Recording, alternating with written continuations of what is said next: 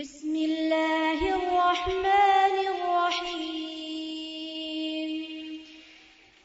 فلا اقسم بمواقع النجوم وإنه لقسم لو تعلمون عظیم إنه لقرآن كريم في كتاب مكنون لا يمسه إلا المطهرون تنزيل من رب العالمين أفبهذا الحديث أنتم مدهنون وتجعلون رزقكم أنكم تكذبون فلولا إذا بلغت الحلقوم وأنتم حينئذ تنظرون ونحن أقرب إليه منكم ولكن لا تبصرون فلولا إن كنتم غير مدينين ترجعونها إن كنتم صادقين فأما إن كان من المقربين فروح وريحان وجنة نعيم وأما إن كان من أصحاب اليمين فسلام لك من أصحاب اليمين وأما إن كان من المكذبين الضالين فنزل من حميم وتصلية جحيم إن هذا لهو حق اليقين فسبح باسم ربك العظيم صدق الله العظيم نحمده ونصلي على رسوله الكريم اما بعد فاعوذ بالله من الشيطان الرجيم بسم الله الرحمن الرحيم رب اشرح لي صدري ويسر لي امري واحلل عقدة من لساني يفقهوا قولي۔ اللہ تعالیٰ کا لاکھ لاکھ شکر ہے جس نے ہمیں مسلمان بنایا۔ اس کا احسان عظیم ہے ہم پر کہ اس نے ہمیں اپنی معرفت عطا کی، اپنی پہچان دی، اپنے سے مانگنا سکھایا۔ وہ ذات عظیم جس سے زمین اور آسمان کی ہر چیز مانگ رہی ہے، یسألہ من فی السماوات والارض کل یوم هو فی شأن، اسی کے آگے سوال کر رہی ہے ہر وہ چیز جو آسمانوں میں ہے اور جو زمین میں، پوری کائنات اسی کے آگے جھکی ہوئی ہے۔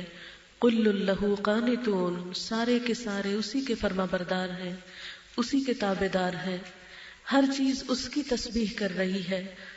وَإِن مِّن شَيْءٍ إِلَّا يُسَبِّحُ بِحَمْدِهِ وَلَٰكِن لَّا تَفْقَهُونَ تَسْبِيحَهُمْ، کوئی چیز ایسی نہیں کہ جو اس کی تسبیح نہ کر رہی ہو، لیکن تم ان کی تسبیح کو سمجھتے نہیں۔ ساری کائنات اسی کے آگے سجدہ کر رہی ہے، اللہ سبحانہ وتعالیٰ کے آگے جھکی ہوئی ہے۔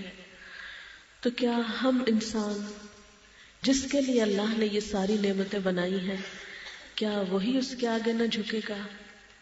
کیا وہی اس سے نہ مانگے گا؟ کیا وہی اس کی تسبیح نہ کرے گا؟ کیا وہی اس کی اطاعت اور فرما برداری نہیں کرے گا؟ یاد رکھیے کہ اگر ساری کائنات اللہ تعالیٰ کے آگے جھکی ہوئی ہے اور میں اور آپ اس کے آگے صحیح معنوں میں نہ جھکیں، سرکشی کریں، اس کی فرما برداری نہ کریں، اس کی اطاعت نہ کریں، تو اس میں کسی اور کا کچھ بھی نقصان نہیں، اس لیے کہ ساری کائنات تو اپنے رب کو راضی کر رہی ہے، اس کی وفادار ہے، اس کی اطاعت گزار ہے۔ اگر ہم نہیں کریں گے تو اس میں ہمارا ہی نقصان ہے۔ اس لیے ہم سب پر یہ بات لازم آتی ہے، ہم سب پر یہ بات ضروری ہے کہ ہم اس کی طرف متوجہ ہوں، صرف زبان کی حد تک نہیں، دل سے، روح سے، پورے شوق سے، محبت سے، ہر طریقے سے اتنا اس کو پکارے کہ وہ راضی ہو جائے، اتنا اس کے آگے سجدہ ریز ہو جائے کہ وہ ہم سے خوش ہو جائے، اس کے راستے میں اتنا دوڑنے اور بھاگنے والے ہوں کہ وہ ہم سے خوش ہو جائے۔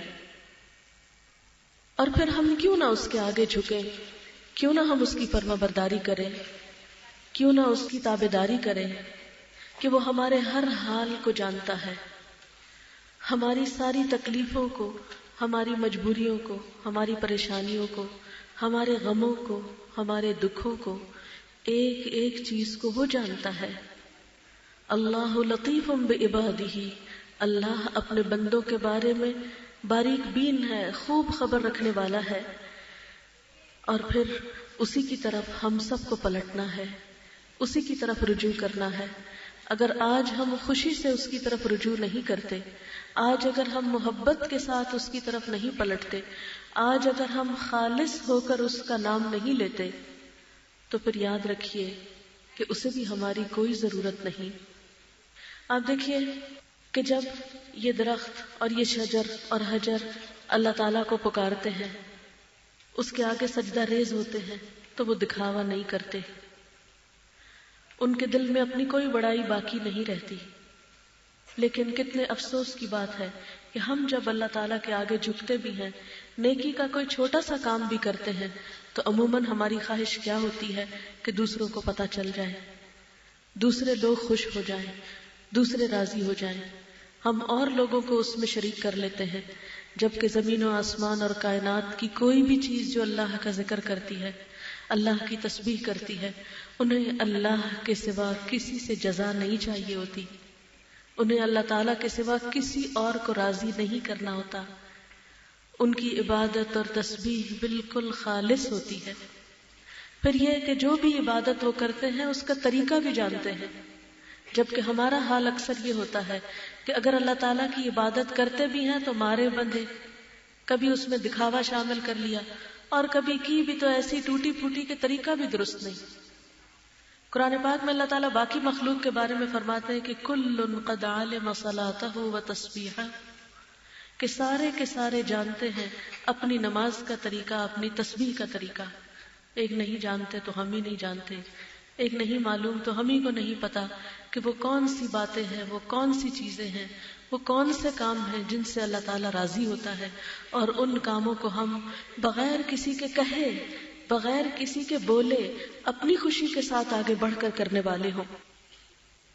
تو اللہ تعالیٰ کی طرف رجوع کرنے کے کاموں میں سب سے بڑی اہم بات یہ ہے کہ ہم اپنے دل کو اس کے لیے خالص کر لیں، اس کی نعمتوں کو یاد کر کے اس کا شکر ادا کرنے والے بنے، کیونکہ جب تک دل کے اندر اس کا شکر نہیں، جب تک دل کے اندر اس کی قدر دانی نہیں، اس وقت تک عبادت کا لطف نہیں آ سکتا، عبادت کی خوشی دل میں محسوس نہیں ہوتی۔ ایک یہ ہے کہ صرف فرض پورا کرنے والی بات، کہ فرض پورا کرنا ہے، کہ اب اذان ہو گئی ہے تو نماز پڑھنی ہے، نہیں، صرف فرض نہیں پورا کرنا، خوشی کے ساتھ، محبت کے ساتھ اس کی طرف لوٹنا ہے۔ کیوں؟ اس لیے کہ اس نے اپنی بے شمار نعمتیں ہم پر عام کی ہیں، اتنی کہ جن کو اگر ہم گننا چاہیں تو گن نہیں سکتے۔ وَإِن تَعُدُّوا نِعْمَةَ اللَّهِ لَا تُحْصُوهَا، اگر تم اللہ کی نعمتوں کو گننے لگو تو گن نہ سکو، شمار کرنے لگو تو شمار نہ کر سکو۔ بہت سی نعمتیں ایسی ہیں جو ہمیں ظاہر نظر آتی ہیں، اور بہت سی نعمتیں ایسی ہیں جو ہمیں نظر بھی نہیں آتی۔ وَأَسْبَغَ عَلَيْكُمْ نِعَمَهُ ظَاهِرَةً وَبَاطِنَةً، اور اس نے نچھاور کی ہیں تم پر اپنی نعمتیں، ظاہری بھی اور باطنی بھی، جو تمہیں نظر آتی ہیں وہ بھی اور جو نہیں نظر آتی وہ بھی۔ اور یہ نعمتیں ایسی ہیں کہ جن کا کوئی بھی انسان انکار نہیں کر سکتا۔ فَبِأَيِّ آلَاءِ رَبِّكُمَا تُكَذِّبَانِ، تم اپنے رب کی کن کن نعمتوں کا انکار کرو گے، کن کن نعمتوں کو جھٹلاؤ گے، کن کن نعمتوں کے بارے میں کہو گے کہ یہ نعمتیں ہمیں اللہ نے نہیں دی اور فلاں نے دی ہیں. سب کچھ جو بھی ہمیں ملا ہے اسی کا ملا ہے. بہت سے لوگ عبادت میں سستی کرتے ہیں یا کرتے کرتے چھوڑ دیتے ہیں، یا کہتے ہیں کہ ہمیں کیا ملا ہے جو ہم عبادت کریں، ہمیں کیا اور فائدہ ہوگا کہ ہم اس کو پکاریں. تو یاد رکھیں کہ اگر ہم اللہ تعالیٰ کی ایک طرف نعمتیں گن کے لکھیں اور دوسری طرف ہم اپنی عبادت اور اطاعت کو دیکھیں تو ہم دیکھ سکتے ہیں کہ جو کچھ اس نے ہمیں دیا ہے وہ تو ان گنت ہے، اور جو کچھ ہم کرتے ہیں وہ چند انگلیوں پہ گنا جا سکتا ہے، اور وہ بھی جو کرتے ہیں خالص اس کے لیے نہیں کرتے، اوروں کو بیچ میں شریک کر لیتے ہیں. اور نعمتیں اگر ان کو گننا چاہیں تو انسان اپنی ہی ذات میں، اپنے ہی نفس میں دیکھے. وفی انفسکم افلا تبصرون، اور تمہارے اپنے نفسوں کے اندر بہت سی نعمتیں ہیں، بہت سی نشانیاں ہیں اللہ کی. افلا تبصرون، کیا تم دیکھتے نہیں ہو، تمہیں نظر نہیں آتا کہ یہ سب کچھ تمہیں کس نے دیا ہے؟ لیکن اللہ تعالیٰ کا شکوہ ہے اپنے بندوں سے، یعرفون نعمت اللہ، اللہ کی نعمتیں پہچان لیتے ہیں، ثم ینکرونہا، پھر ان کا انکار کر دیتے ہیں، پھر ان کا صحیح معنوں میں اعتراف نہیں کرتے. لیکن یاد رکھیں کہ دنیا میں بے شمار لوگ آئے ہیں اور دنیا سے چلے گئے. وہ بھی چلے گئے جو اللہ کی نعمتوں کو یاد رکھتے تھے، اور وہ بھی چلے گئے جنہوں نے اللہ کی نعمتوں کو پہچانا نہیں. لیکن دونوں کے انجام میں واضح فرق ہے. جو اللہ کا شکر ادا کرنے والے ہیں وہ اللہ کے پسندیدہ بنے. ابھی آپ نے جو آیات تلاوت میں سنی اس میں بھی یہی معنی آتا ہے کہ اللہ تعالیٰ کے پسندیدہ بندے. پھر اللہ تعالیٰ نے موت کے فرشتے جب ان کے پاس بھیجے تو کس طرح ان فرشتوں نے ان کا استقبال کیا. فروح و ریحان و جنت نعیم، کہ ان کے لیے راحتیں اور خوشبو اور پھول اور نعمتوں بھری جنتیں ان کا استقبال کرنے والی تھی. اور اس کے برعکس جو اللہ تعالیٰ کو ناراض کرنے والے تھے ان کے لیے پھر وتصلیۃ جحیم، جہنم کا ابلتا پانی اور جہنم کا تاپنا اور جہنم کی سختیاں. ظاہر ہے آپ تھوڑی دیر کے لیے سوچیں، دو لوگوں کو اپنی نگاہوں میں لائیں. ایک وہ شخص کہ جس کے ساتھ آپ بھلا کرتے ہیں اور وہ اس کی قدردانی کرتا ہے، اور دوسرا وہ شخص کہ جس کے ساتھ آپ بھلا کرتے ہیں تو وہ نام بھی نہیں لیتا، الٹا آپ سے ناراض ہوتا ہے، شکر کی بجائے شکوہ کرتا ہے. آپ بتائیں آئندہ آپ کس کے ساتھ بھلا کرنا چاہیں گے؟ اس کے ساتھ جو شکر کے بجائے شکوہ اختیار کرتا ہے، یا وہ جو شکر کی جگہ شکر ہی ادا کرتا ہے؟ تو قدرتی بات ہے کہ جو شخص احسان مانتا ہو، جو شخص احسان مند ہو، وہ بندوں کا بھی پیارا ہوتا ہے اور وہ اللہ تعالیٰ کو بھی بے حد پسند ہے.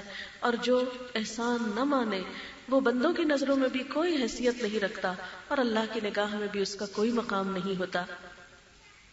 لیکن افسوس یہ کہ نعمتیں پانے کے بعد ہماری زندگی کا اکثر حصہ شکر کے بغیر صرف پریشانیوں میں گزرتا ہے، صرف غموں میں گزرتا ہے. کبھی جان کی فکر لگی رہتی، کبھی اولاد کی فکر کھاتی ہے، کبھی مال کی فکر ہے، کبھی اس کا غم ہے، کبھی اس کا ہے، کبھی اس کا ہے. اگر ہم میں سے ہر ایک اپنا جائزہ لے، سویر سے لے کے رات تک ہم کیا سوچتے ہیں، کسی ایک دن کا آپ اپنا حساب خود کر لیں کہ کیا سوچتے ہیں آپ،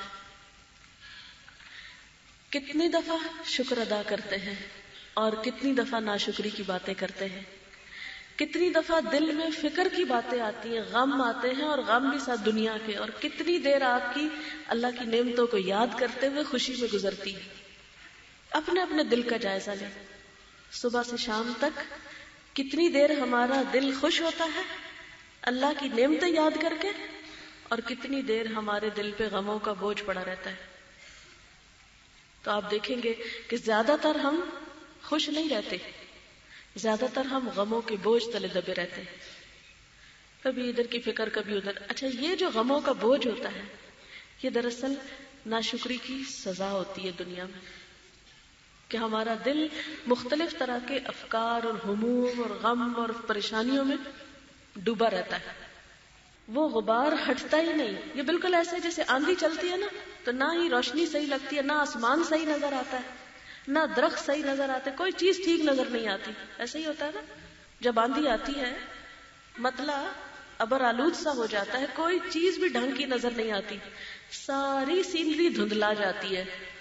بالکل اسی طرح غم اور پریشانیاں انسان کے دل کے اوپر ایک غبار کی طرح ہوتی ہیں، اس غبار میں اللہ کی نعمتیں یاد ہی نہیں آتی، اور جب وہ یاد نہیں آتی تو دل خوش ہی نہیں ہوتا، کسی وقت جی بھر کے ہنس بھی نہیں سکتے، کسی وقت خوش ہو ہی نہیں پاتے، کیونکہ وہ غبار چھایا ہوا نا ہر وقت۔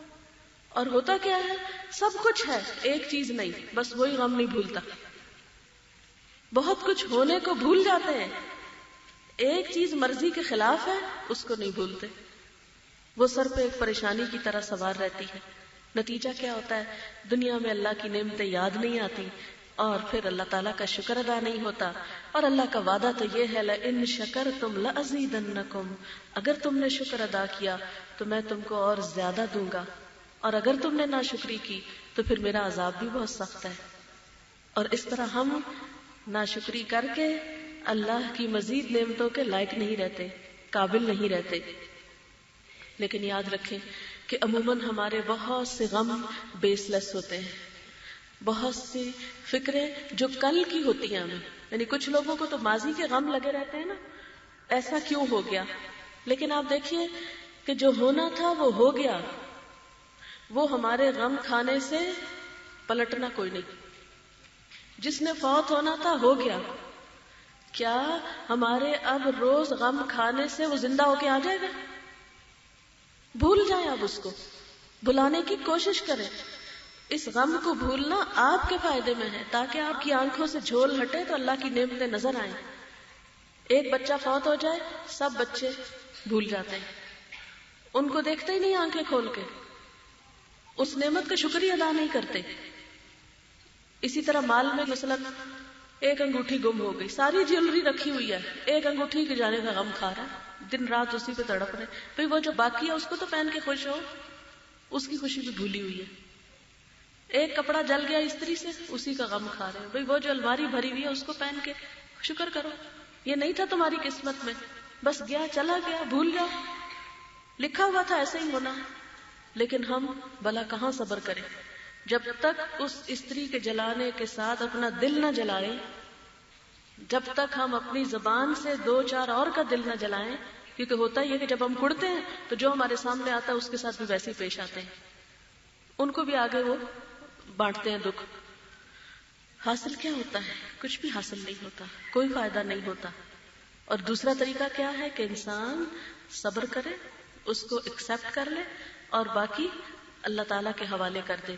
اور کچھ ہماری فکریں کل کی ہوتی ہیں، یاد رکھیں کل کسی نے نہیں دیکھا، کل تو پیدا ہی نہیں ہوا ابھی، اور پتہ نہیں ہماری زندگی میں پیدا ہوتا بھی ہے یا نہیں۔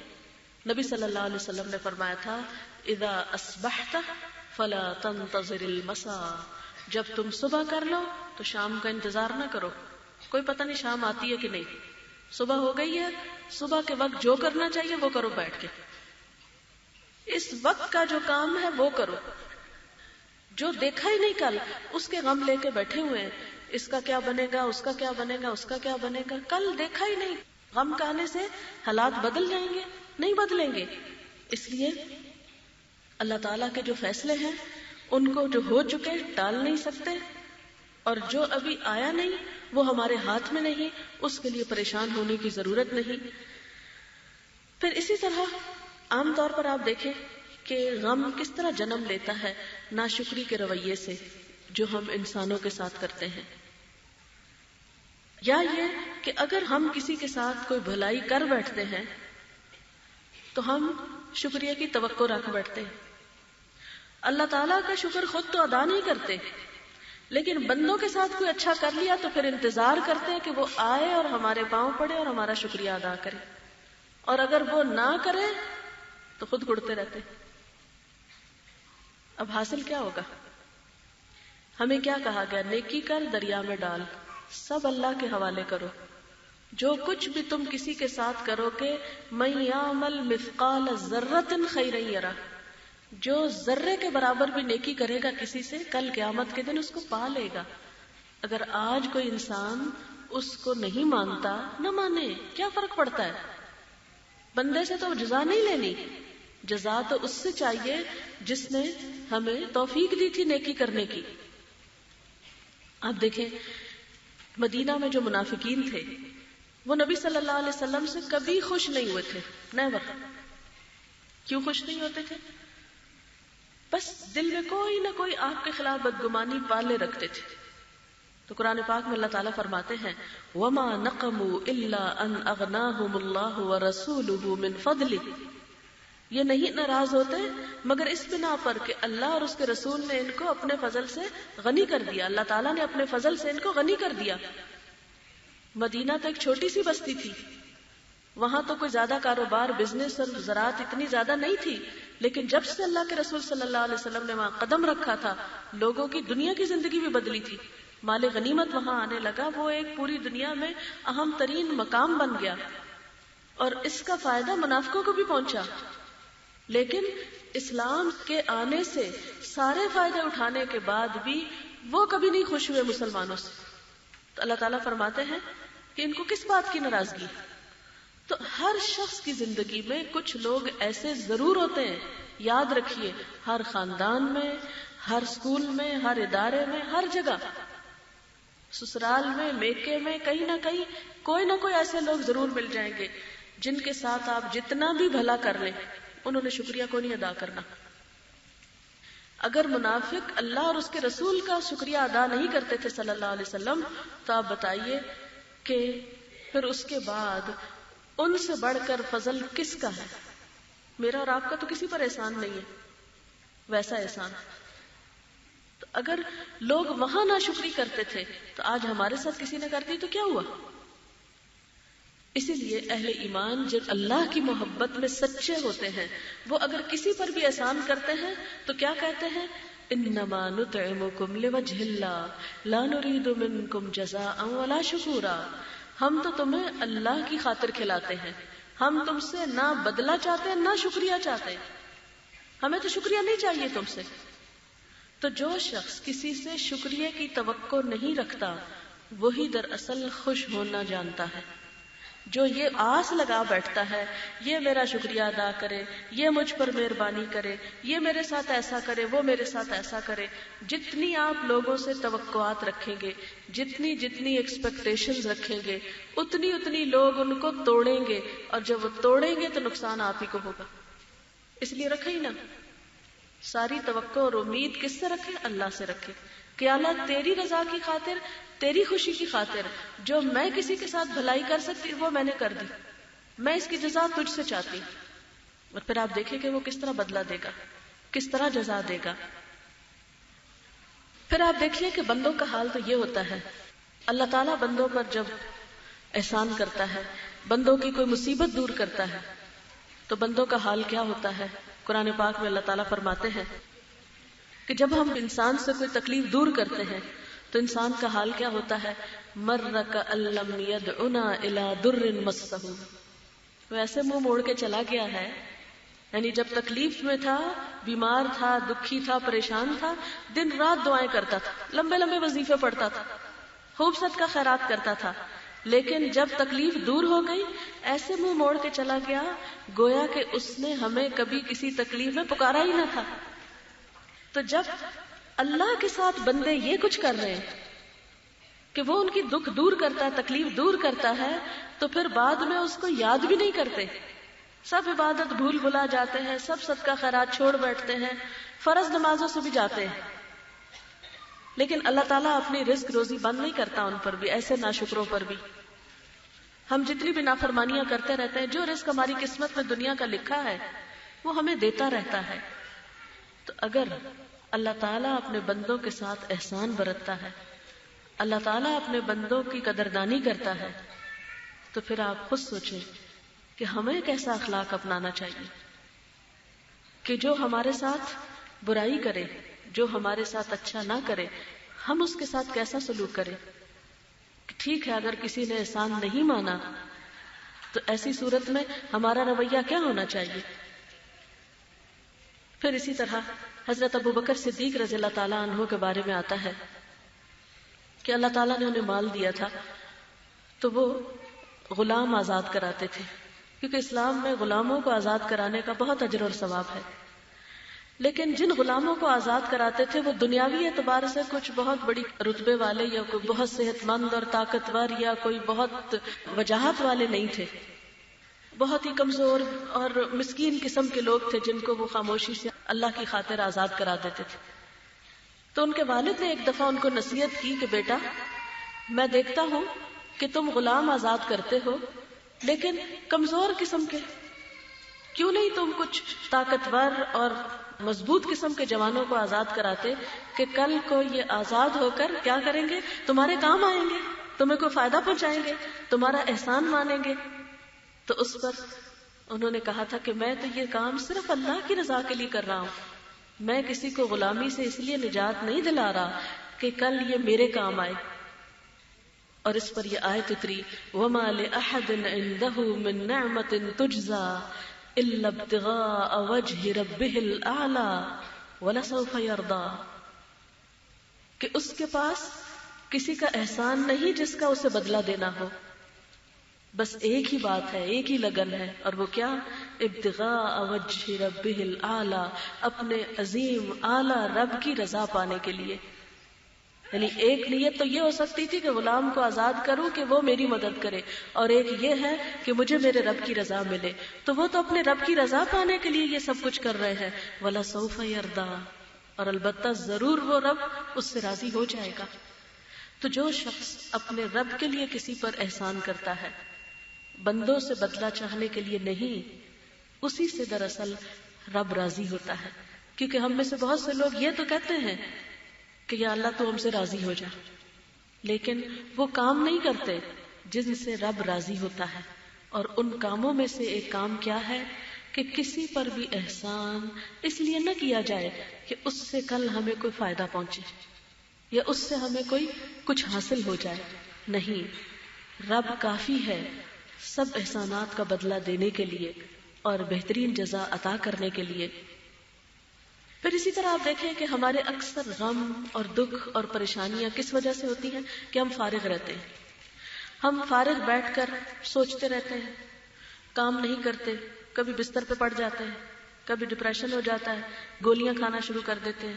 سارا دن بیچارے لوگ سوئے رہتے ہیں، یعنی گولی کھا لی غم بھلانے کی، اور پھر سو گئے اور سوتے رہے، پھر رات کو نیند نہ آئی، پھر نیند کی پھر گولی کھا لی. اب آپ خود سوچیں کہ وہ زندگی کیا زندگی ہوتی کہ جس میں انسان دن میں صبح سورج نکلنے کے نظارے سے فائدہ نہ اٹھا سکے، ٹائم پہ اٹھ کے نماز نہ پڑھ سکے، اللہ کا ذکر نہ کر سکے، رات کو میٹھی نیند نہ سو سکے. سونے کے لیے بھی گولی چاہیے، غم بلانے کے لیے بھی گولی چاہیے. تو اس سے بڑھ کر مزریبل لائف اور کیا ہو سکتی ہے؟ لیکن ان سب چیزوں کا حل اور علاج کیا ہے کہ انسان سب سے پہلے اپنے آپ کو اپنے رب کے لیے خالص کرے، بندوں سے توقعات چھوڑ کر ساری کی ساری توقعات اللہ تعالیٰ سے وابستہ کرے. کل ماضی کو بچار کرنے کی بجائے اور آئندہ مستقبل کے لیے پریشان ہونے کی بجائے آج کے دن کی قدر کرے. بندوں پر احسان کرے تو صرف اپنے رب کی خاطر کرے، کسی سے جزا پانے کے لیے نہیں. اور اسی طرح تقدیر پر راضی ہو، جو بھی نقصان ہو جائے یا جو بھی کوئی مشکل آ جائے اسے یہ سمجھ کر قبول کر لے کہ یہ رب کا فیصلہ ہے، اور رب کا فیصلہ میرے لیے کبھی بھی نقصان دہ نہیں ہو سکتا. رب میرے حق میں ظالم نہیں ہے، وہ میرے لیے 70 ماؤں سے بڑھ کے پیار کرنے والا ہے. آپ دیکھیں کہ ماں بھی تو اپنے بچے کو سمجھانے کے لیے کبھی پیار سے کام لیتی ہے اور کبھی ڈانٹتی بھی ہے. آپ جتنی بھی مائیں ہیں، آپ میں سے کوئی مجھے ایک یہ کہے کہ میں نے آج تک اپنے بچے کو کچھ نہیں کہا، اور اگر وہ یہ کہتی ہے تو سچ نہیں بولتی. اس لیے کہ کوئی ماں بننے کا حق ادا نہیں کر سکتی جب تک کہ وہ پیار کے ساتھ ساتھ ڈانٹ ڈپٹ نہ کرے. ایک طرف محبت کی نگاہ سے دیکھے تو دوسری طرف ٹیڑھی نگاہ سے بھی دیکھے، ورنہ بچے جو ہیں اسپائل ہو جاتے ہیں. انسان کی یہ فطرت ہے کہ صرف خوشیاں اس کو راس نہیں آتی، صرف نعمتوں کا مل جانا اس کے لیے کافی نہیں. ہر انسان کی ایک ضرورت ہے اس کے نفس کی تربیت کے لیے کہ جہاں نعمت ملتی ہے وہاں اس کو تھوڑی بہت تکلیف بھی آئے، کیونکہ تکلیف بھی بعض اوقات نعمت ہوتی ہے انسان کے لیے. تو پہلی بات یہ یاد رکھیں کہ جو بھی کوئی مصیبت آتی ہے، جیسے قرآن پاک میں آتا ہے ما اصاب من مصیبت فی الارض ولا فی انفسکم الا فی کتاب من قبل ان نبرأها، جو بھی تم کو مصیبت پہنچتی ہے زمین میں یا تمہارے اپنے نفس میں، یعنی دنیا پہ کوئی آفت آتی ہے یا تمہارے اپنی ذات پہ کوئی آتی ہے، الا فی کتاب، وہ سب پہلے یہ کتاب میں لکھا ہوا ہے، اس سے پہلے کہ ہم اس کو وجود میں لائیں۔ پھر اسی طرح جب کوئی تکلیف آ جائے تو اس موقع پر بھی انسان کو کیا کہنا چاہیے؟ قُل لَن يُصِيبَنَا إِلَّا مَا كَتَبَ اللَّهُ لَنَا، کوئی مصیبت ہم کو ہرگز نہیں آ سکتی مگر وہ جو اللہ نے ہمارے لیے لکھ دی، اس نے تو آنا ہی ہے، اسے تو قبول کرنا ہے اور اس کو تو خوشی سے اب نبھانا ہے، اس لیے کہ اللہ اپنے بندوں کے حق میں ظالم نہیں۔ اور یاد رکھیے جہاں تکلیف آتی ہے، جہاں تنگی آتی ہے، وہاں اللہ کا وعدہ ہے کہ ساتھ ہی آسانی بھی ہوتی ہے۔ ان مع العسر یسرا، یقیناً تنگی کے ساتھ آسانی ہے، تنگی کے ساتھ آسانی ہے۔ اور اس میں ہم دیکھتے ہیں کہ جیسے بعض اوقات کیا ہوتا ہے کہ ہم اپنے رب کو بھولے ہوئے ہوتے ہیں، ہم اپنے رب کی طرف متوجہ نہیں ہوتے، ذرا سے کوئی تکلیف آتی ہے یا کوئی مشکل وقت آتا ہے تو جو دعا ہمارے دل سے نکلتی ہے وہ عام حالات میں کہاں ہوتی، یعنی اگر ہر چیز ٹھیک ہو تو سچ بتائیں مصلی پہ بیٹھ کے کیسی دعا مانگتے ہیں؟ ادھر دیکھتے ہیں ادھر دیکھتے ہیں، اچھا سب ٹھیک ہے چلو خیر ہے اٹھو، اور کیا مانگنا ہے، کوئی پریشانی تو نہیں۔ لیکن وہی انسان جب اس پر کوئی دکھ آتا ہے، کوئی تکلیف آتی ہے تو مصلی چھوڑتا نہیں، پھر رو رو کے دعائیں مانگتا ہے، سجدے میں پڑھ پڑھ کے دعائیں مانگتا ہے، اس کی پھر دعاؤں میں وہ درد آتا ہے کہ جو عام دنوں میں نہیں آتا۔ کیا یہ تکلیف اللہ سے قریب کرنے کا ذریعہ نہیں بنتی ہے؟ ان مع العسر یسرا، ہر امتحان انسان کے لیے آگے بڑھنے کا ذریعہ بھی ہوتا ہے۔ بہت سی چیزیں انسان صرف اچھے حالات میں نہیں تکلیف دہ حالات میں سیکھتا ہے، اور یہ اللہ تعالیٰ کا فیصلہ ہے۔ دنیا میں اللہ تعالیٰ نے بہت سے تضادات رکھے ہیں، دن کے ساتھ رات بھی رکھی ہے۔ اب رات کا اندھیرا سب کو ڈراتا ہے، لیکن اندھیرے میں جو نیند آتی ہے وہ دن میں تو نہیں آتی۔ تو ان مع العسر یسرا، تنگی کے ساتھ آسانی بھی ہے۔ اور پھر اس کے بعد آپ دیکھیں کہ انسان جب تکلیف کی حالت میں ہوتا ہے اور اپنے رب کو پکارتا ہے، اور رب انسان کے شاہ رگ سے بھی زیادہ اس کے قریب ہے۔ عموماً ہم اس وقت شیطان کے نرغے میں ہوتے ہیں، جب کوئی تکلیف آتی ہے تو آپ دیکھیں فوراً شیطان آ جائے گا، اور شیطان کا پہلا وار کیا ہوتا ہے؟ مایوس کر دے، تمہاری دعا نہیں سنی جائے گی، تمہارے اندر کوئی خیر نہیں، تمہارے اوپر تو رحمت ہونی نہیں۔ ایسی ایسی مایوسی کی باتیں شیطان دل میں ڈالے گا کہ آپ کا عبادت میں دل ہی نہ لگے، آپ اللہ کی طرف رجوع ہی نہ کرے، کیونکہ شیطان کو بھی پتا ہے کہ دکھی وقت میں انسان اپنے رب کی طرف زیادہ مائل ہوتا ہے۔ ایسے میں مایوسی سے بچے، ایسے میں فوراً اپنے رب کی طرف رجوع کرے۔ اللہ تعالیٰ فرماتے ہیں ادعونی استجب لکم، مانگو مجھ سے، پکارو مجھ کو، میں تمہاری پکار کا جواب دوں گا، میں تمہاری دعا قبول کروں گا۔ تو جب رب خود کہتا ہے تو پھر ہم کیوں نہ اللہ کی طرف پورے شوق اور ذوق سے اور پوری محبت کے ساتھ اس کی طرف رجوع کریں۔ لیکن ایک بات یاد رکھے کہ جب دعا کریں تو بے صبری کا مظاہرہ نہ کرے، ساتھ ہی صبر بھی ضروری ہے، کیونکہ اگر کوئی تکلیف آ جاتی ہے تو ایسے میں انسان اللہ کا ذکر کرتا ہے تو اس سے بھی تھکے نہ کہ اب اتنے دن ہو گئے دعا مانگ مانگ کے دعا قبول ہی نہیں ہو رہی، نہیں ہوگی۔ ہر چیز کا اللہ نے ایک وقت مقرر کر رکھا ہے۔ مثلا اگر رات لمبی ہے، رات کا جو وقت ہے وہ اس سے پہلے سویر میں نہیں بدل سکتا۔ آپ کا کیا خیال ہے کہ اگر آدھی رات کے وقت ہم سارے مل کے رو رو کے دعائیں مانگے یا اللہ ابھی سویر ہو جائے، ہوئے گی؟ نہیں ہوئے گی، چاہے کتنا الٹے لٹک جائے، نہیں ہوئے گی سویر، سویر ہوئے گی اپنے وقت پہ۔ اسی طرح ہر مصیبت اور دکھ کا ایک وقت مقرر ہوتا ہے، جب تک وہ وقت پورا نہیں ہوتا اس وقت تک اس نے دور نہیں ہونا ہوتا۔ صرف ہمارا یہ امتحان ہوتا ہے کہ اس وقت کو ہم کس طرح گزارتے ہیں۔ یہ اللہ تعالیٰ دیکھ رہا ہوتا ہے کہ اچھا اب یہ کرتا کیا ہے بندہ، اور اس وقت ہم سے کیا مطلوب ہوتا ہے؟ صبر، اور صبر کے ساتھ اللہ تعالیٰ کی طرف رجوع۔ یاد رکھیے صبر نہ کریں مصیبت دور نہیں ہوتی، بے صبری سے کبھی مسئلے حل نہیں ہوتے، لیکن صبر اس مصیبت کا اجر کئی گنا بڑھا دیتا ہے۔ اور پھر اسی طرح اس کے ساتھ ساتھ اللہ کو پکارنا، اللہ کو پکارنا کبھی نہ چھوڑے۔ کیوں؟